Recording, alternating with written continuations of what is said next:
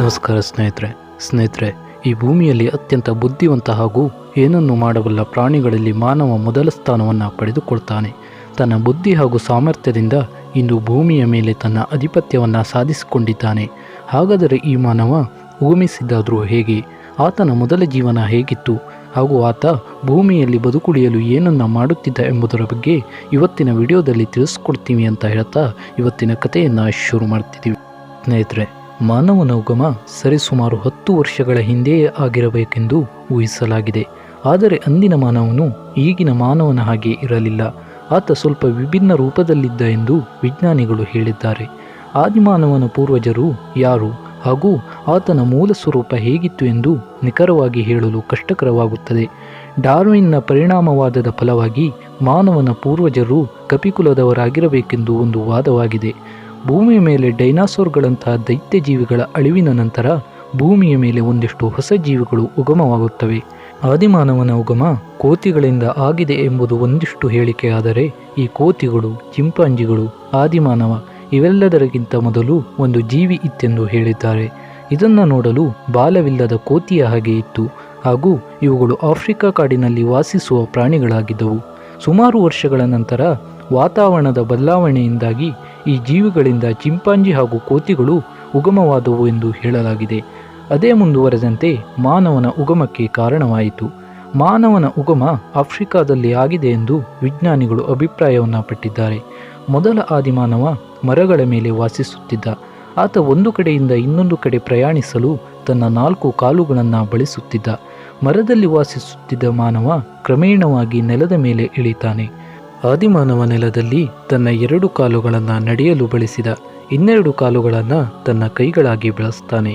ಆದಿಮಾನವನಿಗೆ ಭೂಮಿಯಲ್ಲಿ ಬದುಕಲು ಮುಖ್ಯವಾಗಿ ಬೇಕಾದದ್ದು ಆಹಾರವಾಗಿತ್ತು. ಆತನಿಗೆ ಹಸಿವಿನ ಅನುಭವವಾದಾಗ ಏನು ಮಾಡಬೇಕೆಂದು ಆತನಿಗೆ ತೋಚುತ್ತಿರಲಿಲ್ಲ. ಆದಿಮಾನವ ತನ್ನ ಸುತ್ತಮುತ್ತಲಿನಲ್ಲಿರುವ ಮರದ ಎಲೆಗಳನ್ನು ಕಿತ್ತು ಅದನ್ನು ಬಾಯಿಯಲ್ಲಿಟ್ಟು ಜಗಿದು ನುಗ್ತಾನೆ. ಇದರಿಂದ ಆತನಿಗೆ ಹಸಿವಿನ ಪರಿಹಾರವಾಗುತ್ತದೆ. ನಂತರ ಅಲ್ಲೇ ಸುತ್ತಮುತ್ತಲಿನಲ್ಲಿ ಸಿಗುವಂತಹ ಮರದ ಎಲೆಗಳು ಹಾಗೂ ಹಣ್ಣುಗಳನ್ನು ತಿನ್ನಲಾರಂಭಿಸ್ತಾನೆ. ಆದರೆ ಆತನಿಗೆ ವಿಷಕಾರಿ ಆಹಾರ ಹಾಗೂ ಒಳ್ಳೆಯ ಆಹಾರ ಯಾವುದೆಂದು ತಿಳಿದಿರಲಿಲ್ಲ. ಇದರಿಂದ ಆತನ ಪ್ರಾಣಕ್ಕೂ ಅಪಾಯವಾಗಿತ್ತು. ಹಾಗಾಗಿಯೇ ಆತ ಕಾಡಿನಲ್ಲಿ ವಾಸಿಸುವಂತಹ ಪ್ರಾಣಿಗಳು ತಿನ್ನುವಂತಹ ಆಹಾರವನ್ನು ಅವಲಂಬಿಸ್ತಾನೆ. ಆದಿಮಾನವನ ಮೆದುಳು ಸ್ವಲ್ಪವೇ ವೃದ್ಧಿಯಾದಂತೆ ಆತ ಹೆಚ್ಚಿನದಾಗಿ ಯೋಚಿಸಲಾರಂಭಿಸ್ತಾನೆ. ಕಾಡಿನಲ್ಲಿ ಹಲವಾರು ಕ್ರೂರ ಪ್ರಾಣಿಗಳಿದ್ದರಿಂದ ಆದಿಮಾನವನ ಪ್ರಾಣಕ್ಕೆ ಅಪಾಯವಿತ್ತು. ಆತ ಕ್ರೂರ ಪ್ರಾಣಿಗಳಿಂದ ತಪ್ಪಿಸಿಕೊಳ್ಳಲು ಚೂಪಾದ ಕಟ್ಟಿಗೆಗಳನ್ನು ಬಳಸ್ತಾನೆ. ಕ್ರಮೇಣವಾಗಿ ಸಾಗಿದಂತೆ ಚೂಪಾದ ಕಲ್ಲನ್ನು ತನ್ನ ಆಯುಧವನ್ನಾಗಿ ಬಳಸಲಾರಂಭಿಸಿದ. ಆದಿಮಾನವ ತಾನು ತಯಾರಿಸಿದ ಆಯುಧದಿಂದ ಕಾಡಿನಲ್ಲಿರುವ ಪ್ರಾಣಿಗಳನ್ನು ಹಾಗೂ ಪಕ್ಷಿಗಳನ್ನು ಬೇಟೆಯಾಡಿ ತಿನ್ನುತ್ತಿದ್ದ.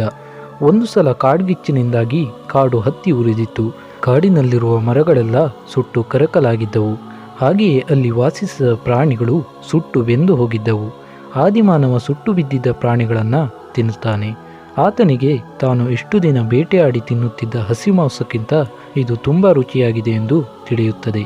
ಆದರೆ ಆತನಿಗೆ ಪ್ರಾಣಿಗಳನ್ನು ಬೇಯಿಸಲು ಯಾವುದೇ ಬೆಂಕಿ ವ್ಯವಸ್ಥೆ ಇರಲಿಲ್ಲ. ಒಂದು ಸಲ ಬೆಟ್ಟದ ಮೇಲಿಂದ ಒಂದು ಬಂಡೆಗಲ್ಲು ಉರುಳಿಕೊಂಡು ಬಂದು ಇನ್ನೊಂದು ಕಲ್ಲಿಗೆ ಅಪ್ಪಳಿಸಿ ಅಲ್ಲಿ ಘರ್ಷಣೆ ಉಂಟಾಗಿ ಬೆಂಕಿ ಕಿಡಿ ಹಾರುತ್ತದೆ. ಇದನ್ನು ನೋಡಿದ ಆದಿಮಾನವ 2 ಕಲ್ಲುಗಳನ್ನು ಬಳಸಿಕೊಂಡು ಅದರಿಂದ ಬೆಂಕಿಯನ್ನು ತಯಾರಿಸುವುದನ್ನು ಕಲಿತುಕೊಳ್ತಾನೆ. ಇದರಿಂದ ಆತ ಬೇಟೆಯಾಡಿದ ಪ್ರಾಣಿಗಳನ್ನು ಬೇಯಿಸಲಾರಂಭಿಸಿದ್ದ. ಅಷ್ಟೇ ಅಲ್ಲದೆ ವಾತಾವರಣದ ಬದಲಾವಣೆಯಿಂದಾಗಿ ಉಂಟಾಗುವ ಚಳಿಯಿಂದ ಪಾರಾಗಲು ಹಾಗೂ ರಾತ್ರಿಯ ವೇಳೆಯಲ್ಲಿ ಈ ಬೆಂಕಿಯ ಉಪಯೋಗವನ್ನು ಪಡೆಯುತ್ತಿದ್ದ. ಒಬ್ಬನೇ ಜೀವನವನ್ನು ನಡೆಸುತ್ತಿದ್ದ ಆದಿಮಾನವ ಕ್ರಮೇಣವಾಗಿ 2, 3 ಹಾಗೂ ಅದಕ್ಕಿಂತ ಹೆಚ್ಚು ಜನರ ಗುಂಪಾಗಿ ವಾಸಿಸಲಾರಂಭಿಸಿದ್ರು. ಇದರಿಂದ ಅವರಿಗೆ ಹಲವು ವಿಧಗಳಲ್ಲಿ ಉಪಯೋಗವಾಗಿತ್ತು. ಆದಿಮಾನವರು ಹೆಚ್ಚಿನ ಸಂಖ್ಯೆಯಲ್ಲಿ ಒಗ್ಗಟ್ಟಿನಲ್ಲಿ ಇದ್ದರಿಂದ ಆಹಾರಕ್ಕಾಗಿ ದೊಡ್ಡ ಪ್ರಾಣಿಗಳನ್ನು ಬೇಟೆಯಾಡಲು ಪ್ರಾರಂಭಿಸಿದರು. ಅವರು ದೈತ್ಯ ಪ್ರಾಣಿಗಳನ್ನು ಬೇಟೆಯಾಡಲು ಹೊಸ ತಂತ್ರಗಳನ್ನು ಬಳಸ್ತಾರೆ. ಉದಾಹರಣೆಗೆ, ಆದಿಮಾನವರು ಒಂದು ದೈತ್ಯ ಆನೆಯನ್ನು ಬೇಟೆಯಾಡಬೇಕಾದರೆ ಮೊದಲು ಆ ಆನೆಯ ಸುತ್ತಲೂ ಎಲ್ಲರೂ ಸುತ್ತುವರಿಯುತ್ತಿದ್ದರು. ಅದೇ ಸುತ್ತಿನಲ್ಲಿ ಆ ಆನೆಗೆ ಗೊತ್ತಾಗದ ರೀತಿಯಲ್ಲಿ ಸದ್ದು ಮಾಡದೆ ಆಯುಧವನ್ನು ಹಿಡಿದು ಕುಳಿತುಕೊಳ್ತಾರೆ. ನಂತರ ಒಂದೇ ಸಲ ಎಲ್ಲರೂ ಆನೆಯ ಮೇಲೆ ದಾಳಿ ಮಾಡಿ ಅದನ್ನು ಸಾಯಿಸಿ ತಮ್ಮ ಆಹಾರವನ್ನಾಗಿ ಉಪಯೋಗಿಸುತ್ತಾರೆ. ಕ್ರಮೇಣ ಹೋದಂತೆ ಆದಿಮಾನವ ಪ್ರಾಣಿಗಳ ಚರ್ಮಗಳನ್ನು ತನ್ನ ದೇಹದ ಮೇಲೆ ಮುಚ್ಚಿಕೊಳ್ಳಲಾರಂಭಿಸಿದ್ದ. ಆದಿಮಾನವರು ಆಹಾರವನ್ನು ಹುಡುಕುತ್ತಾ ಒಂದು ಪ್ರದೇಶದಿಂದ ಇನ್ನೊಂದು ಪ್ರದೇಶಕ್ಕೆ ವಲಸೆ ಹೋಗ್ತಾರೆ. ಆದಿಮಾನವ ಒಂದು ಪ್ರದೇಶದಲ್ಲಿ ತಂಗಿರಲು ದೊಡ್ಡದಾದ ಬಂಡೆಗಲ್ಲುಗಳು ಹಾಗೂ ಗುಹೆಗಳನ್ನು ಅರಸಿ ಹೋಗ್ತಾನೆ. ಮುಂದೆ ಹೋದಂತೆ ಅವರೇ ಒಂದಿಷ್ಟು ಬಂಡೆಗಲ್ಲುಗಳನ್ನು ತಂದು ಅದನ್ನು ಜೋಡಿಸಿ ಗುಹೆ ಆಕಾರದ ಮನೆಗಳನ್ನು ಮಾಡಲು ಕಲಿತಾರೆ. ಅಷ್ಟೇ ಅಲ್ಲದೆ ಅದೇ ಬಂಡೆಗಲ್ಲುಗಳನ್ನು ಒಡೆದು ಅದನ್ನು ಕುಟ್ಟಿ ಚೂಪಾದ ಆಯುಧಗಳನ್ನು ಹಾಗೂ ತಮಗೆ ಬೇಕಾದ ವಸ್ತುಗಳನ್ನಾಗಿ ಮಾರ್ಪಡಿಸ್ತಾರೆ. ಶಿಲೆಯನ್ನು ಬಳಸಿದಂತಹ ಈ ಯುಗವನ್ನು ವಿಜ್ಞಾನಿಗಳು ಶಿಲಾಯುಗ ಎಂದು ಕರೆದಿದ್ದಾರೆ. ಮಾನವನ ವಿಕಸನ ಆದಂತೆ ಮಾನವನಲ್ಲಿ ಹಲವು ಬದಲಾವಣೆಗಳು ಕಂಡುಬರುತ್ತವೆ. ಆತನ ಮೆದುಳು ಸ್ವಲ್ಪ ಸ್ವಲ್ಪವೇ ದೊಡ್ಡದಾಗುತ್ತದೆ. ಹಾಗೆಯೇ ಮೈತುಂಬ ದಟ್ಟವಾದ ಕೂದಲುಗಳನ್ನು ಹೊಂದಿದ್ದ ಆತನಿಗೆ ಕ್ರಮೇಣ ಹೋದಂತೆ ಅವುಗಳು ಕಡಿಮೆಯಾಗುತ್ತಾ ಹೋಗುತ್ತವೆ. ಮಾನವ ಹೊಸ ಹೊಸ ವಿಚಾರಗಳನ್ನು ಯೋಚಿಸಲು ಪ್ರಾರಂಭಿಸುತ್ತಾನೆ. ಒಬ್ಬ ಮಾನವ ಇನ್ನೊಬ್ಬ ಮಾನವನ ಜೊತೆ ಸಂಭಾಷಣೆಯನ್ನು ನಡೆಸಲು ಆತ ಕೈ ಸನ್ನೆಯ ಮೂಲಕ ವಿಷಯವನ್ನು ಪ್ರಸ್ತಾಪಿಸ್ತಾನೆ. ಹಾಗೆಯೇ ಮುಂದುವರೆದು ಆದಿಮಾನವ ತನ್ನ ಬಾಯಿಯಲ್ಲಿ ವಿಚಿತ್ರ ಶಬ್ದವನ್ನು ಮಾಡುವುದರ ಮೂಲಕ ಸಂಭಾಷಣೆಯನ್ನು ನಡೆಸುವುದನ್ನು ಕಲಿತುಕೊಳ್ತಾನೆ. ನಂತರ ಮಾನವರು ಒಟ್ಟಿಗೆ ವಾಸಿಸಲು ತೀರ್ಮಾನವನ್ನು ಮಾಡಿಕೊಳ್ತಾರೆ.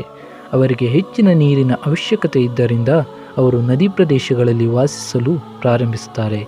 ಆದಿಮಾನವರು ನದಿಯ ಪಕ್ಕದ ಬಯಲಾದ ಪ್ರದೇಶದಲ್ಲಿ ಆಯ್ದ ಮರಗಳಿಂದ ಹಾಗೂ ಹುಲ್ಲುಗಳಿಂದ ಗುಡಿಸಲುಗಳನ್ನು ಕಟ್ಟಿಕೊಳ್ಳುತ್ತಾರೆ. ನದಿ ಪ್ರದೇಶದಲ್ಲಿ ಹುಟ್ಟುಕೊಂಡಂತಹ ಮೊದಲ ನಾಗರಿಕತೆಗಳು ಸಿಂಧೂ ಹಾಗೂ ಹರಪ್ಪ ನಾಗರಿಕತೆಗಳು ಎಂದು ಹೇಳಲಾಗಿದೆ.